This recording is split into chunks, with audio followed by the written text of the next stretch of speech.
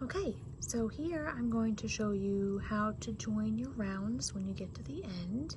We're going to take our hook and go into this horizontal bar.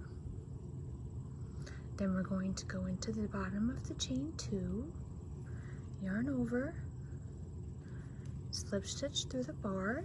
Then you have 2 loops on your hook. Then you go into the top, find your back loop and your 3rd loop back here. Insert your hook, yarn over, and slip stitch through those 2 loops. That's it.